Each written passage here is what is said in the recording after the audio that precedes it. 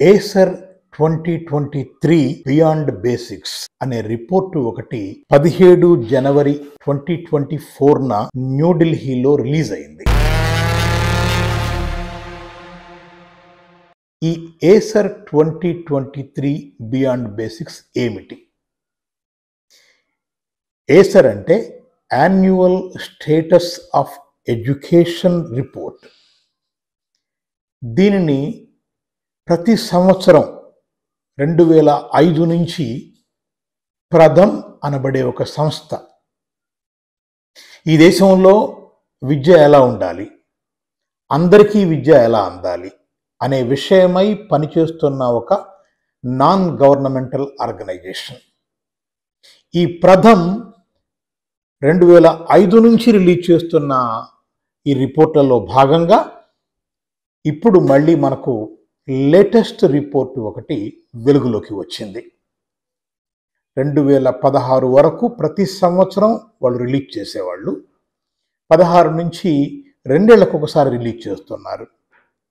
3 ఏళ్ల నుంచి 16 ఏళ్ల మధ్య ఉన్న బాలబాలికల పునాది చదువులో ఎలా ఉంది, వారి సామర్థ్యాలు ఎలా ఉన్నాయి అనేది వీరు రిపోర్ట్ చేస్తారు. అంటే ఈ లేటెస్ట్ రిపోర్ట్లో 5 నుంచి 16 ఏళ్ల వయసు మధ్య ఉన్న బాలబాలికలు ఈ దేశంలో ముఖ్యంగా గ్రామీణ భారతంలో ఎలా ఉన్నారు. ఈ సర్వే వారు 26 రాష్ట్రాలలో ప్రతి రాష్ట్రానికి ఒక రిమోట్ జిల్లా, రూరల్ ఏరియా జిల్లాను ఒకదాన్ని తీసుకొని సర్వే చేశారు. ఉత్తరప్రదేశ్, మధ్యప్రదేశ్లో 2 జిల్లాలను తీసుకున్నారు. దాంతో 30,000 మందిని వీళ్ళు సర్వే చేశారు ఈ రిపోర్టు ద్వారా. ఆ సర్వే ఫలితాలనే మొన్న 17న రిలీజ్ చేశారు. ప్రధానంగా 4 ఏరియాస్ని వారు టెస్ట్ చేశారు. ఒకటి, అసలు వారి యాక్టివిటీ ఏంటి, ఎట్లా ఉన్నారు, ఎంతమంది ఎన్రోల్ అవుతున్నారు, ఎన్రోల్ ఎలా అవుతున్నారు, వీటి గురించి. వారి ఎబిలిటీ, సామర్థ్యాలు ఏంటి అనే విషయం గురించి.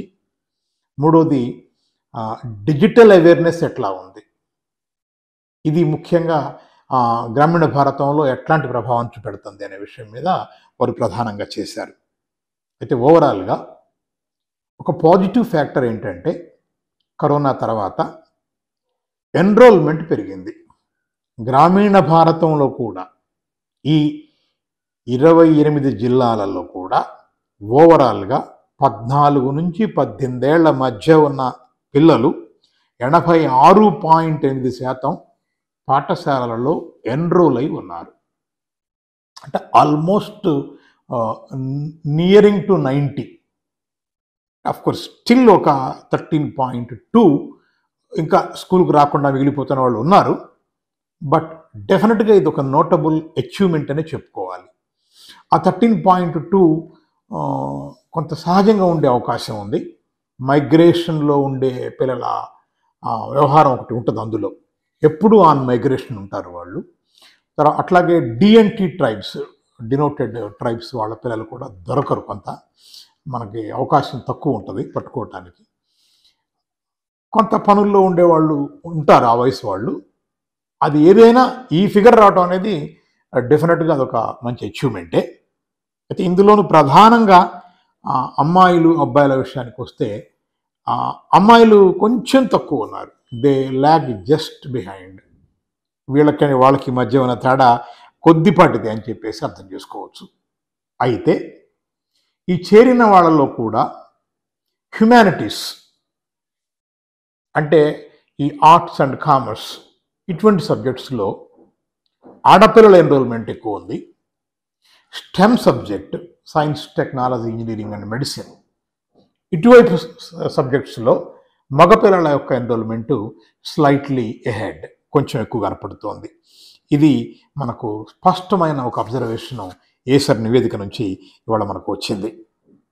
అయితే వొకేషనల్ ట్రైనింగ్ కూడా ఈ మధ్య కాలంలో ముఖ్యంగా 14 నుంచి 16 ఏళ్ల వాళ్ళు ఒక 6 నెలలు అంతవరకు కొంచెం తక్కువ ఎక్కువగా ఉండే కోర్సులలో వొకేషనల్ ట్రైనింగ్ తీసుకుంటున్న వారి సంఖ్య కూడా కొంత పెరిగింది. 16.2% వరకు అది ఇవాళ మనకు కనపడుతుంది. షార్ట్ డిస్టెన్స్ వొకేషనల్ కోర్సెస్ నేర్చుకుంటున్నారు వాళ్ళు. ఎంతో కొంత పని చేయటం, ఏది చదువుకుంటూనే. ఇందులో కూడా మగపిల్లలు ఎక్కువ మంది, కొంత 40.3% మగపిల్లలు ఏదో ఒక రకమైన పనిలో ఉంటున్నారు. వాళ్ళు హౌస్ హోల్డ్ పనులకి కాకుండా కొంచెం ముందుగానే ఎంతో కొంత పనుల్లో కూడా ఉండే పరిస్థితి ఒకటి కనపడుతుంది. ఏ సామర్థ్యాలను వీళ్ళు టెస్ట్ చేశారు అని చూసుకుంటే, ఒకటి బేసిక్ రీడింగ్. సరే, ఏ మేరకు చదవగలుగుతున్నారు వీళ్ళు, ముఖ్యంగా మ్యాథ్స్, ఇంగ్లీష్ సామర్థ్యాలు ఎలా ఉన్నాయి, రోజువారీ లెక్కలకి వీళ్ళు అప్లై చేయగలుగుతున్నారా ఈ నాలెడ్జ్ని, అట్లాగే ఏదైనా సరే రోజువారీ సంబంధించిన విషయాల మీద రిటర్న్ ఇన్స్ట్రక్షన్స్ ఉంటే చదివి అర్థం చేసుకోగలుగుతున్నారా, ఆర్థికపరమైన లెక్కలు వేయగలుగుతున్నారా, వీటి మీద ప్రధానంగా ఈ సర్వే జరిగింది.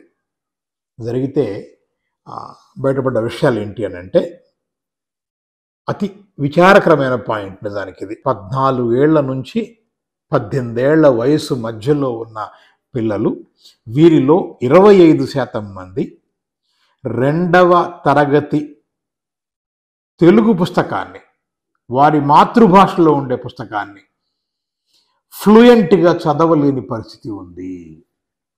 ఇది అత్యంత దురదృష్టకరమైన విషయం. అంటే ఒక పక్క ఎన్రోల్మెంట్ పెరిగి, మరొక పక్క ఇంత భయంకరమైన లెర్నింగ్ లాస్ ఉండి, ల్యాక్ ఆఫ్ ఫౌండేషన్ ఉంటే, ఇంత ఈ హ్యూజ్ గ్యాప్ని పుట్టడం అనేది ఒక బిగ్ ఛాలెంజ్ ఎడ్యుకేషన్లో ఇన్వాల్వ్ అయిన అందరికీ కూడా.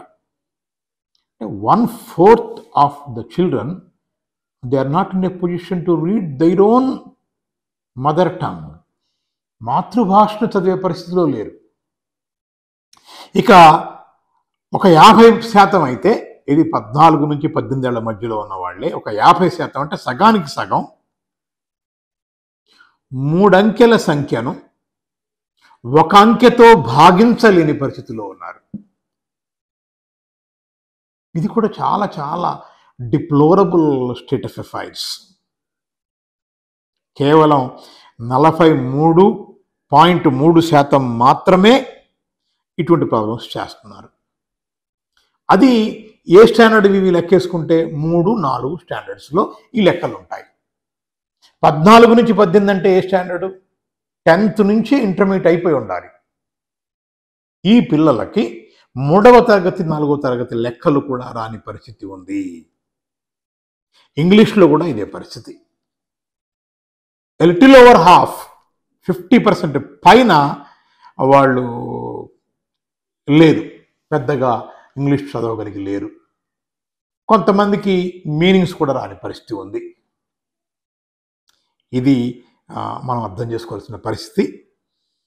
అయితే మాతృభాషలో చదవటం అనే విషయానికి వస్తే, మగపిల్లల కంటే ఆడపిల్లలు బెటర్గా ఉన్నారు.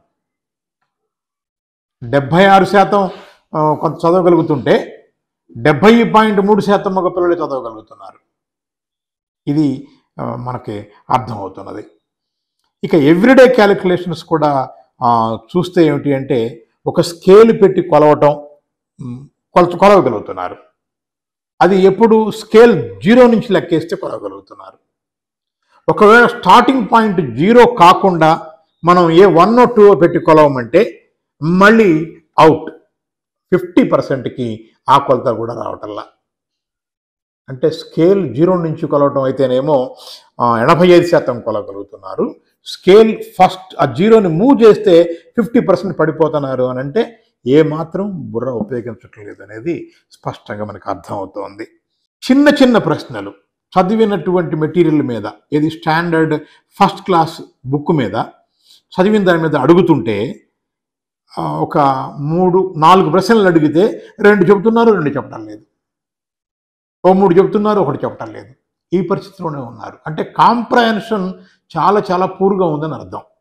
అవగాహన లేకుండా అది కూడా ఏదో కూడబలుకొని చదువుతున్న పరిస్థితి మనకు కనపడుతుంది.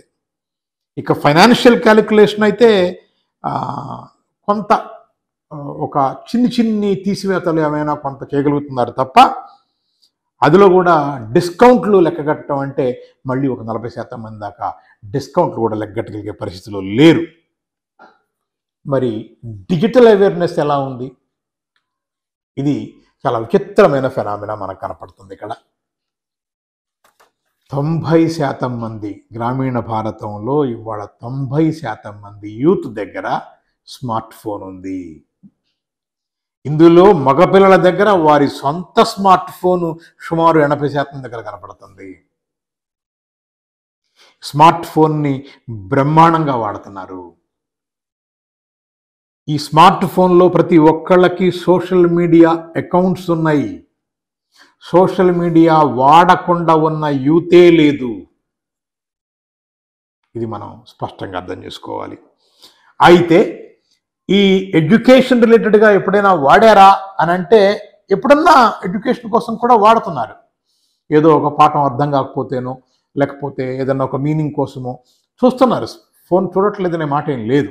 ఎట్లాగూ ఉంది కాబట్టి, అది దొరుకుతుంది కాబట్టి చూస్తున్నారు. కానీ ప్రధానంగా వాళ్ళు ఎంజాయ్మెంట్ కోసం, ఎంటర్టైన్మెంట్ కోసం మాత్రం ప్రధానంగా సినిమా చూడటానికి కానీ, సంగీతం వినటానికి కానీ, వీటన్నిటికీ ప్రధానంగా ఇవాళ వాళ్ళు వాళ్ళ స్మార్ట్ ఫోన్ మీద ఆధారపడుతున్న యువత ఉన్నది. బాగానే ఉంది. మరి దాంట్లో ఏదైనా సెక్యూరిటీ పట్ల జాగ్రత్తగా ఉన్నారా అంటే 50% మందికి అసలు సెక్యూరిటీ మీద అవగాహన లేదు. అందులో ఆడపిల్లలకి మరీ తక్కువ అవగాహన ఉంది. అంటే సెక్యూరిటీ సెట్టింగ్స్ ఎట్లా ఉంటాయి, తమను తాము ఈ సైబర్ నేరగాళ్ళ నుంచి ఎలా కాపాడుకోవాలో తెలియకుండానే ఫోను విరివిగా వాడుతున్నారు. అట్లాగే దాన్ని పర్టికులర్గా సోషల్ మీడియాలో ఉంటున్నారు. కానీ ప్రైవసీ మీద వారికి తగినంత రక్షణ, తీసుకోవాల్సిన విషయాల మీద అవగాహన లేదు. ఇది మనకు కనపడుతుంది. మరి ఈ రకంగా స్మార్ట్ ఫోన్ని వాడే వాళ్ళ సంఖ్య చాలా విపరీతంగా కనపడుతోంది. ఈ నేపథ్యం అంటే ఫోకస్డ్ వర్క్, డీప్ వర్క్ చేయాల్సిన చోటేమో విపరీతంగా స్టాండర్డ్స్ లేని పరిస్థితి, అసలు హ్యూజ్ గ్యాప్ ఉన్న పరిస్థితి. తేలిగ్గా స్మార్ట్ ఫోన్ అందుబాటులోకి వచ్చింది కాబట్టి స్మార్ట్ ఫోన్తో సమయం గడిపే పరిస్థితి చాలా ఎక్కువగా ఉండటం, బహుశా ఒక డెవలప్డ్ నేషన్లో లేనంత ఎక్కువ సమయం మన యూత్ ఇవాళ స్మార్ట్ ఫోన్ మీద గడుపుతున్న పరిస్థితి. ఇది ఇవాళ ఏసర్ నివేదికలో మనకు బయటకు వచ్చింది. ఇది వారు రిలీజ్ చేసిన మొదటి 3 పేజీల నివేదికే.